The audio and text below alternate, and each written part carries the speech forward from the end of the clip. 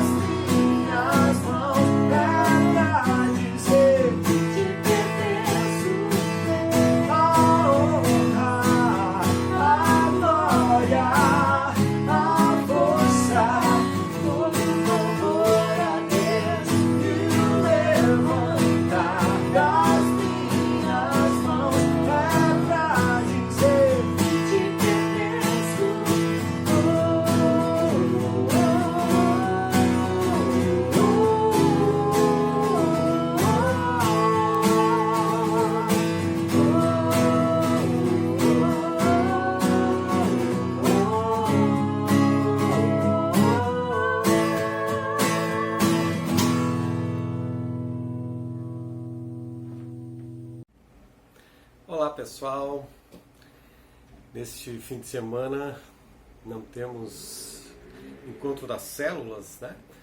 Então estou gravando uma mensagem que mesmo que estejamos cada um nas suas casas, você receba essa palavra no coração, se sinta amada por Deus, abraçada por nós.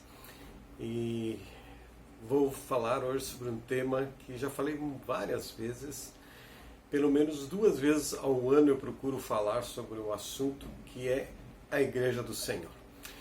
Estamos no início do ano e é importante, né, nós olharmos para nós como igreja, que estamos retornando às atividades presenciais, queremos ampliar isso durante o ano, com outras atividades, né?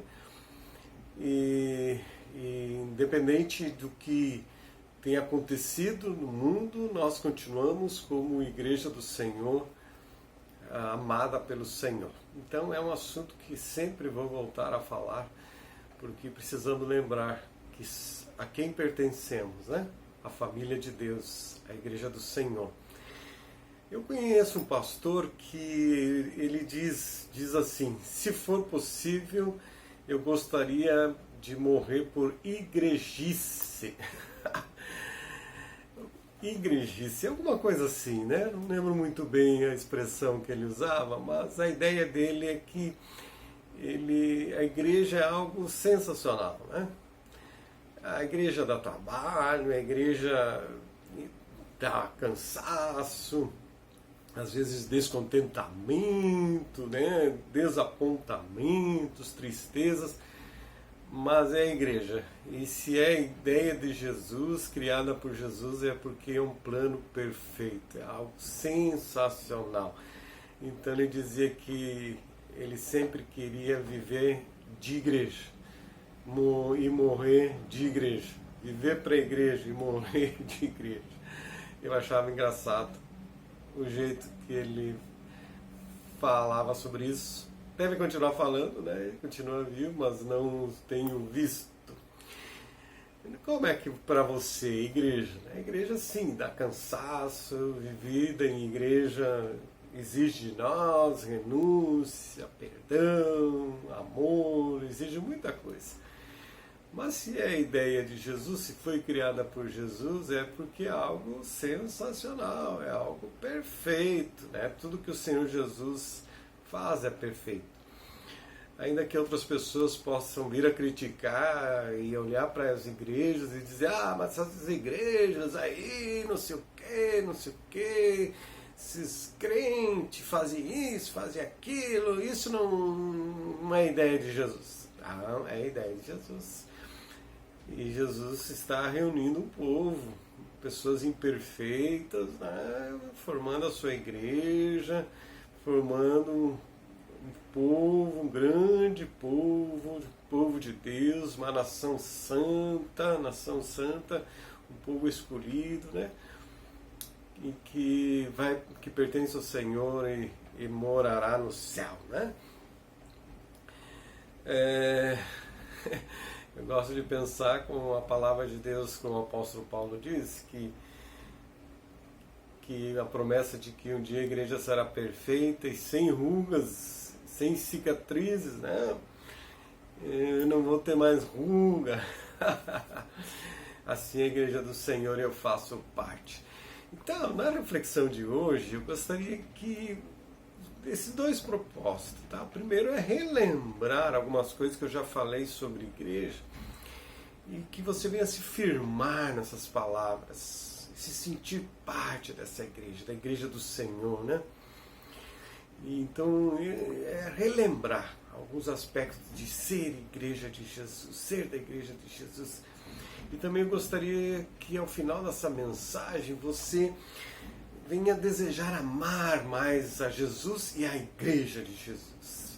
Venha se sentir parte da igreja. Venha desejar orar mais pela igreja.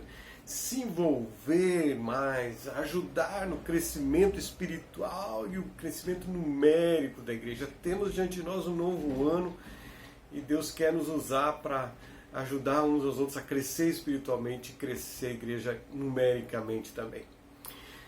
Um tempo atrás eu vi um pastor falando que algumas pessoas olham para a igreja e têm alguns desejos em relação a ela. E ele fez a comparação dizendo que para algumas pessoas a igreja é que nem um posto de gasolina, né?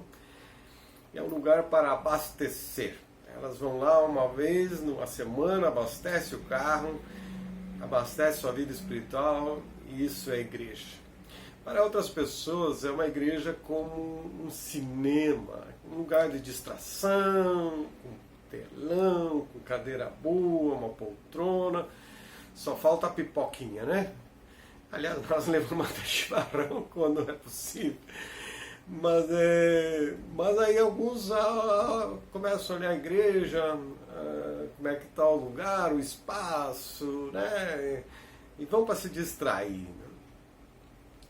Algumas outras pessoas veem a igreja como um supermercado.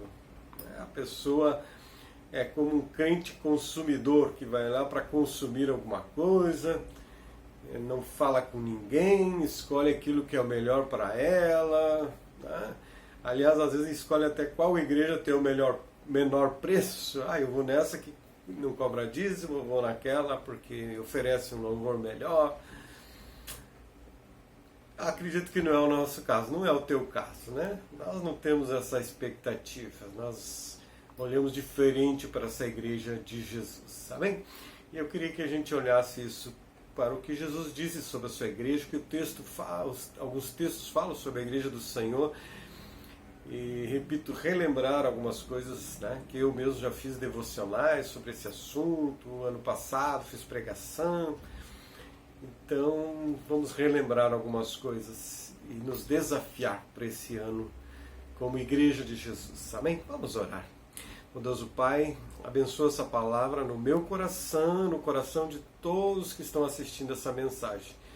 Que venhamos, ó Pai, olhar para a igreja com os olhos do Senhor Jesus. Uma igreja amada, uma igreja de valor, um povo escolhido e que nós fazemos parte. Abençoa essa palavra em nossas vidas. Amém. Amém? Em Mateus capítulo 16, verso 18, Jesus disse, dizendo a Pedro, né, ele diz assim: pois também eu te digo que tu és Pedro, e sobre esta pedra edificarei a minha igreja, e as portas do inferno não prevalecerão contra ela. Texto conhecido. Mas é importante lembrarmos que a igreja é de Jesus. A igreja não é do pastor Roberto, não é do missionário tal, a igreja é de Jesus, né? E que seja a igreja de Jesus, que nós possamos ter essa consciência, né, de que ela é a igreja de Jesus, e Jesus vai dizendo para Pedro: Pedro, tu é uma pedrinha nessa igreja, e eu vou edificar a minha igreja sobre essa pedra, que é Jesus. Jesus é pedra e Pedro é pedrinha. Nós somos pedrinhas nessa igreja de Jesus. Jesus é a rocha, o The Rock, né? Jesus é a rocha, né? Ele é a rocha da igreja, ele é a pedra fundamental. Então a igreja é edificada sobre Jesus e edificada por Jesus. Não é o pastor Roberto que edifica a igreja de Jesus, é Jesus que edifica a sua igreja. Ele que tem esse poder de edificar a vida de vocês. É claro que ele usa nós, usa pessoas para ensinar, para exortar, para consolar, né, para animar. Jesus usa pessoas, mas é ele que edifica a sua igreja. E a palavra usada para a igreja é eclésia, né, que significa alguém que é chamado para fora. Ou seja, Jesus nos chamou, ele nos tirou do mundo, ainda que nós estamos no mundo, mas não somos mais deste mundo. Nós somos igreja. A igreja que está neste mundo, operando com uma missão, como igreja. Então Jesus nos tirou das garras de Satanás, nos tirou do mundo, nos tirou do lamaçal do pecado, nos trouxe para ele, nos lavou com o seu sangue, o sangue do Cordeiro, nos tornou novas criaturas, nos inseriu nessa igreja, no seu corpo, né? E ele edifica a sua igreja e nos dá esse privilégio, então, de sair desse mundo para pertencer ao reino de Cristo. Infelizmente, a palavra igreja tomou muitas formas, né? E especialmente se relacionou a um prédio, né? E nós sabemos, relembramos que igreja não é prédio. Atualmente nós, já faz alguns anos que nós não temos um prédio fixo, nos reunimos em alguns lugares já. Espero que esse ano a gente consiga mudar isso, né? Ter um prédio, ou algum salão, enfim, algum ambiente que nós possamos nos reunir, mas não é lá a igreja continua sendo nós, né?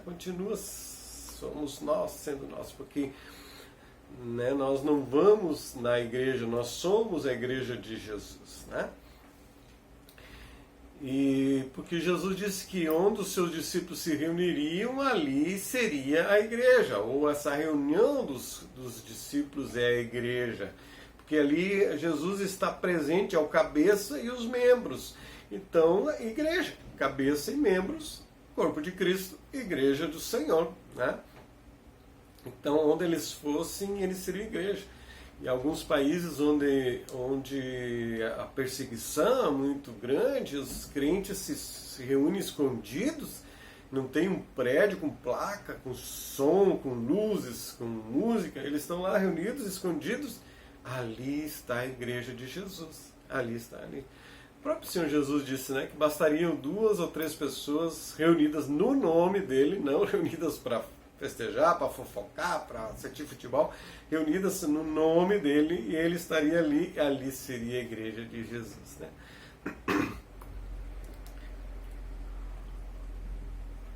Então, o sentido dessa palavra igreja, eclésia, né, ou eclesia, os tirados para fora, reunidos como o povo de Deus. E essa palavra eclésia também designava uma convocação de homens para a guerra, né? Era uma palavra que significava um grupo de confiança do rei. Pessoas convocadas pelo rei para implantar o seu reino. Essa é uma realidade nossa. Nós somos chamados por Jesus, ele é o rei dos reis, né? Nós somos convocados por ele, né, para implantar o seu reino. Essa é uma missão nossa, implantar o reino de Cristo no coração das pessoas. Em 1 Pedro 2,9 diz que vocês, porém, são geração eleita, sacerdócio real, nação santa, povo exclusivo de Deus, para anunciar as grandezas daquele que os chamou das trevas para a sua maravilhosa luz. Fomos chamados das trevas para a sua luz, e agora nós temos que voltar nas trevas para trazer outras pessoas para a luz. Amém? O apóstolo Paulo usou, né, nós vemos na palavra de Deus, algumas figuras para ilustrar o que é a igreja. Relembrando vocês, para a gente não perder o foco do que nós somos igreja. Porque às vezes a gente se perde, né, começa a ter a nossa percepção do que é ser igreja e esquecemos do que a Bíblia diz, o que é ser igreja de Jesus. E Paulo usa a figura de corpo de Cristo, família de Deus, noiva de Jesus, né? Noiva de Cristo, lavoura de Deus, edifício, né? Edifício de Deus. Em 1 Coríntios 3,9 ele diz, pois nós somos cooperadores de Deus, vocês são lavoura de Deus e edifício de Deus. Eu fiz uma pregação no ano passado, bem profunda sobre isso, né? Lá no aniversário da nossa igreja, ali no mês de aniversário, né? Uma igreja a pertencer. Eu aprofundei detalhadamente cada figura dessas que o apóstolo Paulo citou, né? E aliás foi também para uma outra que o apóstolo João vai citar sobre a igreja de Jesus, né?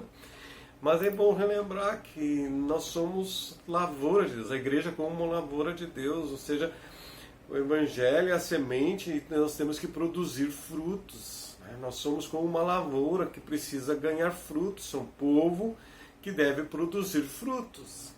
Também a figura do edifício de Deus, que nós somos pessoas que servem de abrigo para os outros, de amparo para as pessoas neste mundo.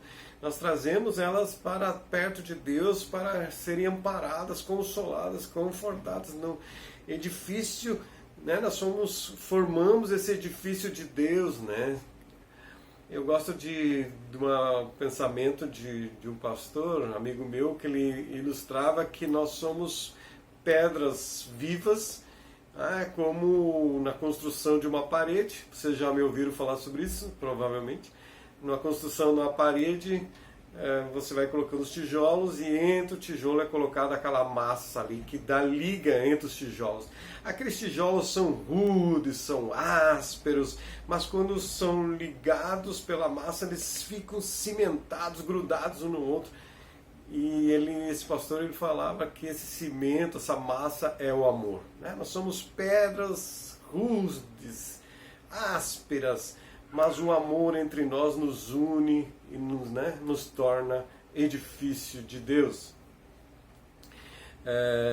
João Calvino escreveu dizendo que a igreja pode ser numa casa, numa praça, num hotel, um povo reunido que falha, mas que crê num Deus que nunca falha. Amém? Nós infelizmente falhamos, mas o nosso Deus não falha. E nós cremos nesse Deus e somos edifício desse Deus. Também o apóstolo Paulo usa a ideia, a figura de família de Deus, né? Conforme Efésios 2,19, ele diz: portanto, vocês já não são estrangeiros, nem forasteiros, mas concidadãos dos santos e membros da família de Deus. É um privilégio, né? Sermos adotados, incluídos nessa família de Deus, né? Infelizmente o conceito de família tem mudado, tem se perdido muito, o conceito de família. Mas esse valor de uma família, de um lugar de refúgio, de cuidado, de pessoas que têm o mesmo sangue, a mesma paternidade espiritual, né? Pessoas que são amadas e precisam ser amadas e precisam amar. E Deus nos criou com essa necessidade de amor e a igreja vem suprir isso, né? Como corpo de Cristo, instrumento de Deus para amar as pessoas. Amém? Jesus afirmou que há muitos lugares na casa do meu Pai, em João 14. Então essa família de Deus, essa igreja, ela tem lugar ainda para mais pessoas. Há um lugar para você na família de Deus, mas há um lugar também para o teu parente, um lugar para o teu amigo, um lugar para o teu vizinho. Há lugar para outras pessoas na família de Deus. Outra analogia que o apóstolo Paulo usa para a igreja é a noiva de Cristo, né? Que tem a ideia de pessoas comprometidas, aliançadas, fizeram um acordo, um compromisso com Jesus e umas com as outras, né? Quando a pessoa é batizada, ela assume publicamente o seu compromisso, eu sou de Jesus, mas ela também está dizendo, vocês são a minha igreja. Mesmo que não se torne no hall de membros, mas espiritualmente ela é da igreja de Jesus. E o apóstolo Paulo fala muito sobre isso, sobre noiva de Cristo, né? Onde nós somos aliançados com Jesus. Ele fala em Efésios capítulo 5, né? Do verso 22 ao 33, e faz essa comparação como o casamento da esposa, do esposo. E ele diz que assim como marido e mulher são uma só carne, essa analogia também descreve a relação de Cristo com a igreja. Cristo e a igreja é uma só carne. Há uma ligação, né? Então, esse cuidado de Jesus para com a sua igreja, e nós que somos parte, precisamos cuidar dessa igreja também. E os maridos foram exortados a amar as esposas assim como Cristo amou e a igreja se entregou por ela. Olha aí o desafio para nós como marido, né? Amar a esposa como Cristo amou a igreja e se entregou por ela. O apóstolo Paulo também comparou a igreja como corpo de Cristo, Somos membros ligados uns aos outros através do amor.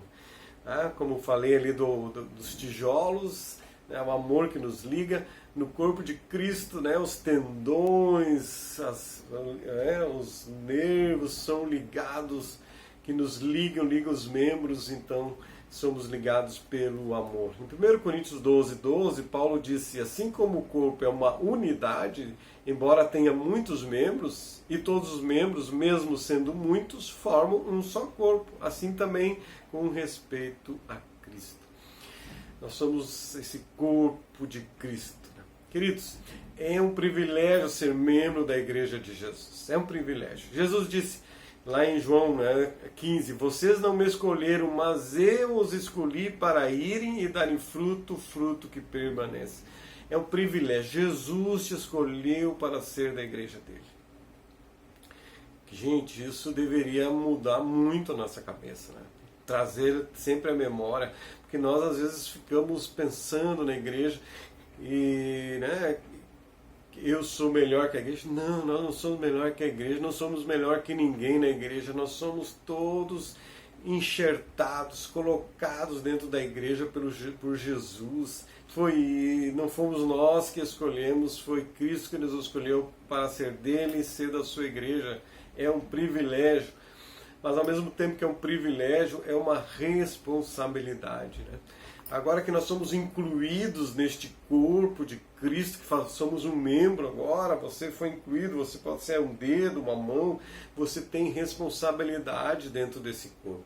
Primeiro, a responsabilidade é cuidar de você, cuidar da tua vida, né?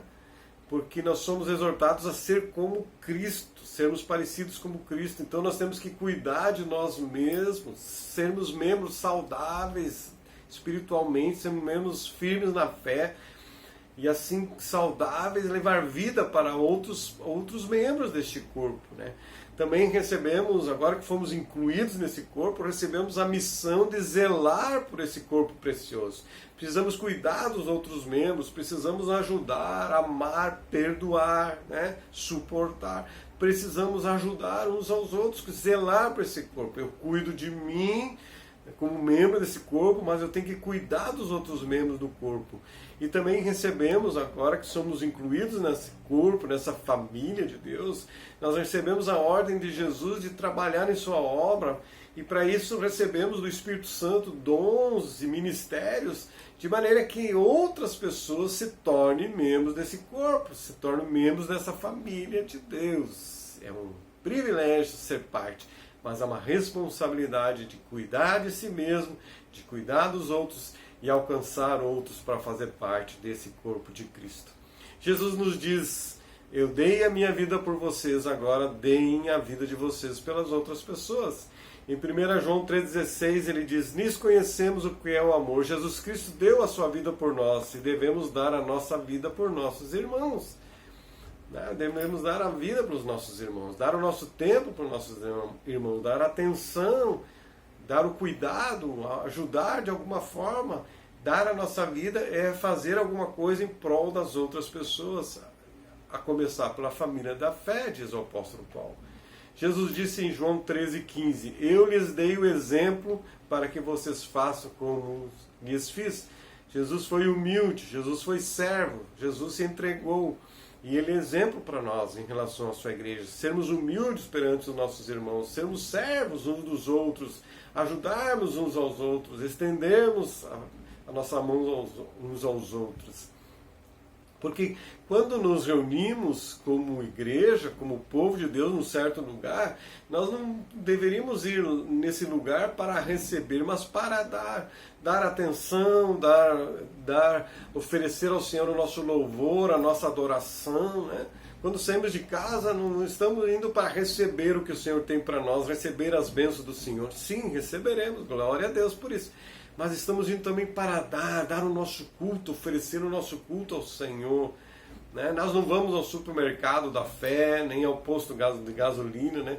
Nos reunimos para oferecer ao Senhor o nosso louvor e gratidão. Seja uma vez no mês, daqui a pouco mais, 2 vezes no mês, ou na célula, nos reunimos em outras atividades, vamos lá para dar, oferecer amor, oferecer apoio, oferecer esperança aos nossos irmãos. Amém, queridos? E não espere só para a reunião lá, né? Não, agora não estamos nos reunindo, então eu estou cheio de amor, mas não tenho para quem dar esse amor, né? Ofereça no teu dia a dia, alguém que bate a tua porta, ligue para algum irmão, ore por alguém, faça alguma coisa por alguém. Você está cheio de dons, de habilidades, de amor, né, ore por alguém que está sem esperança, console alguém, estenda a mão a alguém que precisa. Chegando ao final aqui dessa reflexão sobre a Igreja de Jesus como esse plano perfeito do Senhor, Jesus não tem outro plano para mudar a vida das pessoas a não ser a sua igreja, né? Jesus deu a sua vida na cruz e agora nós devemos que levar essa mensagem de salvação de Jesus às outras pessoas. E cabe a nós como igreja. A igreja é esse plano perfeito do Senhor, de ir por toda a terra levar o Evangelho. Esse é o plano de Jesus. Esse é o plano de Jesus. Em Mateus 5, Jesus disse que os seus discípulos deveriam ser luz e ser sal para o mundo.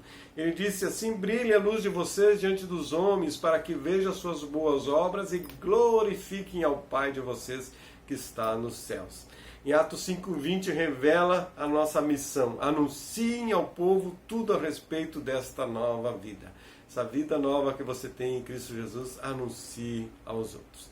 E eu quero encerrar citando Efésios 5:25-27, que diz: Cristo amou a igreja e entregou-se a si mesmo por ela para santificá-la, tendo-a purificado pelo lavar da água mediante a palavra, e apresentá-la a si mesmo como igreja gloriosa, sem mancha, nem ruga ou coisa semelhante, mas santa e inculpável. Isso acontecerá porque a obra de Jesus é perfeita, e assim é a sua igreja. Deus nos ajude, né, a amar a igreja de Jesus como Ele amou e deu a sua vida por ela. Vamos orar. Bondoso Pai, louvamos o Teu nome por essa palavra, por o Senhor nos trazer à memória este Teu plano perfeito, que é a igreja de Jesus, como, ó Deus, o Teu corpo na terra, para anunciar as grandezas do Teu amor, a Tua salvação às outras pessoas. E nós fazemos isso não somente com palavras, mas com atitudes. Nos ajude que neste ano, Senhor, possamos vivenciar isso mais, ajudar outras pessoas, que o nosso amor seja um amor prático, vivido, assim como Jesus amou de maneira prática, dando a sua vida em favor das pessoas. Nos leve, Senhor, a amar e dar a nossa vida em favor das pessoas, Senhor. Te louvo pela nossa igreja, Aliança Bíblica de Porto Alegre. Ó Deus, que nós como corpo de Cristo possamos estar ligados, unidos pelo amor de Jesus, aperfeiçoados por esse amor. E que, Pai, consigamos alcançar outras pessoas e a Tua igreja venha ter outros filhos espirituais. Dá-nos a alegria, Senhor, de vivenciar isso, de vermos outras pessoas se rendendo a Jesus e sendo batizadas. Abençoa nós como povo de Deus. Estamos nos reunindo algumas poucas vezes, Pai. Pedimos que o Senhor venha nos abençoar para estarmos mais vezes reunidos e que essa pandemia, Senhor, também venha cessar, que o Senhor venha trazer a cura, venha, Deus, dar um basta em toda essa situação, que o Teu povo possa continuar anunciando o Evangelho, Senhor, e que pessoas desesperadas encontrem esperança em Jesus Cristo.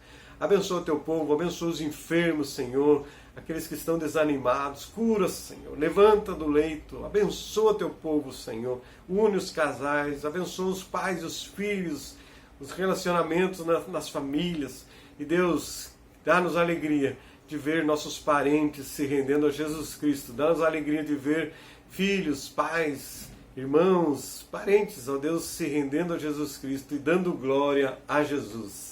É em nome do Senhor que eu oro. Amém. Amém. Deus abençoe a sua vida em nome de Jesus. Tchau.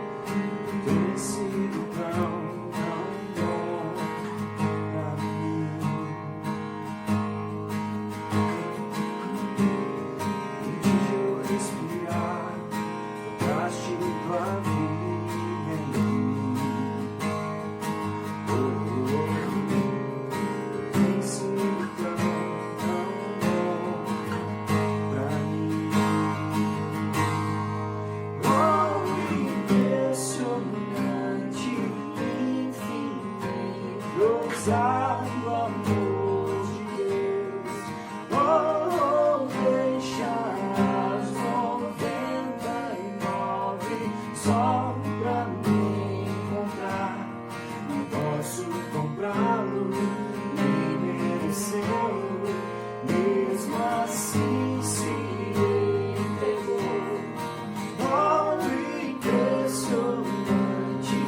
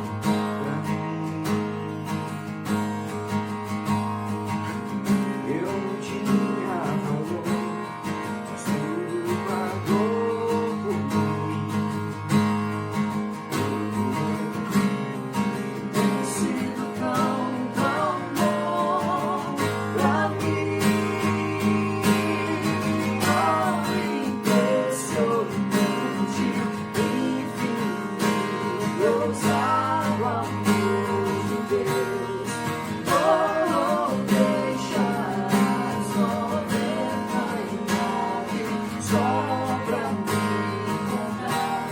Não posso encontrá-lo, nem merecê-lo, mesmo assim se entregou. Olhe impressionante, infinito, ousado amor.